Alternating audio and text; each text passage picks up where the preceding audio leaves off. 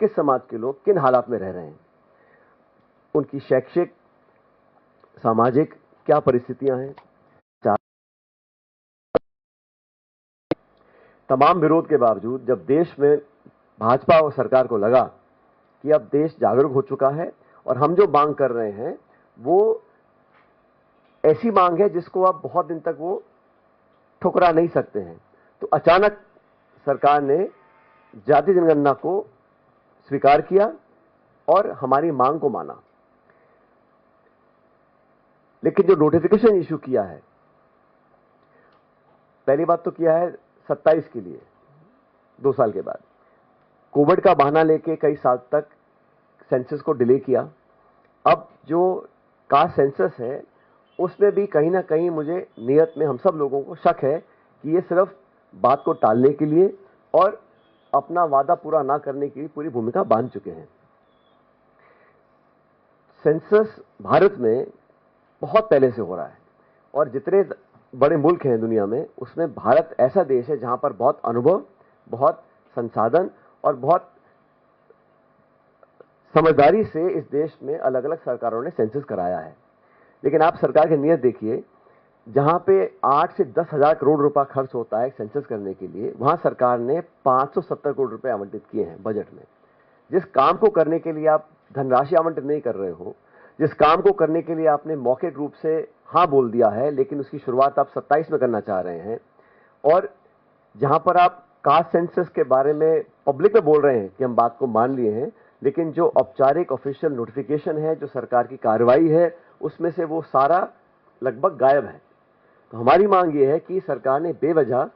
इतने दिन तक इसको टरकाया, और जब कांग्रेस और राहुल जी और पूरी पार्टी ने कहा कि हमको बहुत जरूरी है और देश में एक जागरूकता आ गई थी कि लोग चाहते थे कि पता पड़े कि कौन कैसे रह रहा है। और मैं दोबारा बोलना चाहता हूं, जाति जनगणना का मतलब यह नहीं है कि हम सिर्फ व्यक्ति की कास्ट जानना चाहते हैं। इसका तात्पर्य यह है कि वो लोग, वो समुदाय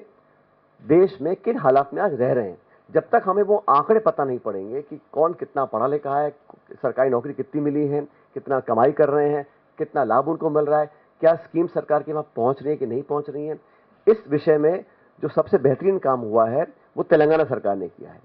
तेलंगाना सरकार का जो सेंसस है वो बहुत समझदारी से किया गया है, विशेषज्ञों को उसमें ज्वाइन कराया गया है, और सरकार ने किसी अधिकारी ने बैठ के नहीं किया है, उन्होंने एनजीओ से प्राइवेट पार्टिसिपेशन कराया है, टेक्निकल लोगों को जोड़ा और एक बहुत विस्तृत जानकारी प्राप्त करने के लिए सेंसस किया है। सेंसस करने का मतलब यह है कि हमें पता पड़े कि हम आने वाले समय में किस प्रकार का अपना प्रोजेक्ट बनाएंगे, बजट देंगे, स्कीम्स और पॉलिसीज बनाएंगे। तो कांग्रेस पार्टी का बड़ा स्पष्ट मत है कि सिर्फ किसी व्यक्ति की जाति जान लेना एक कॉलम में, वो हमारा उद्देश्य नहीं है। उद्देश्य यह है कि कैसे समाज का वो तबका जो पिछड़ा रहा आर्थिक रूप से, शैक्षिक रूप से, उन लोगों को मुख्य धारा में लाने के लिए हम लोग क्या कर सकते हैं। जब तक आंकड़े नहीं आएंगे, और आंकड़ा पहला पड़ाव है, रियल टेंजिबल वेरीफाइड डेटा हमारे पास आएगा, उसके बाद हम लोग उसमें सुधार कर सकते हैं। लेकिन सरकार की मुझे लगता है कि मंशा ऐसा करने की है नहीं। वो कह रहे हैं क्योंकि सदन के अंदर पहले मना कर चुके थे, और पॉलिटिकली तो जैसा मैंने कहा, जब राहुल जी और कांग्रेस पार्टी ने इस मांग को रखा तो उनको अर्बन नक्सली करार किया गया।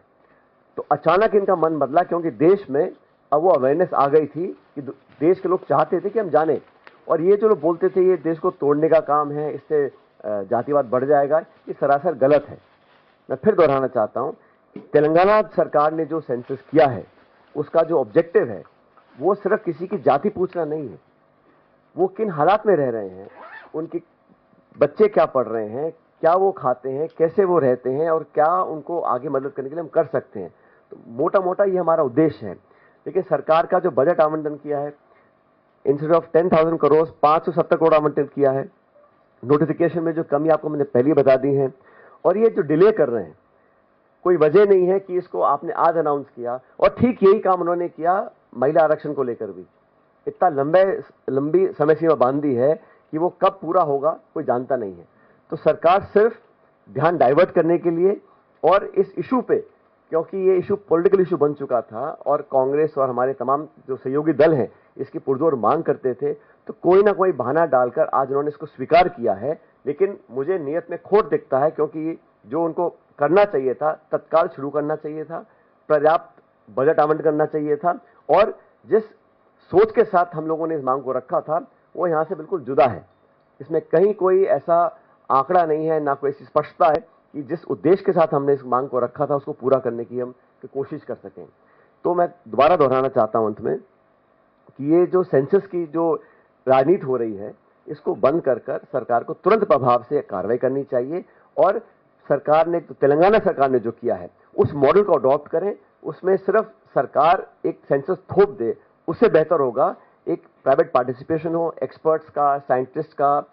एनजीओज का, ताकि कोलैबोरेटिव उसमें जो संज्ञान लेकर हम एक सेंसस नया बना सकते हैं। और जो धनराशि आवंटित करी है 570 करोड़, ये बहुत कम है और इसमें हजारों करोड़ रुपए खर्च होते हैं। तो सरकार को स्पष्ट करना चाहिए कि ये डिले क्यों किया, बजट क्यों कम दिया गया है और जिस ऑब्जेक्टिव के साथ हम लोग करना चाह रहे थे उसको सरकार कब पूरा करेगी।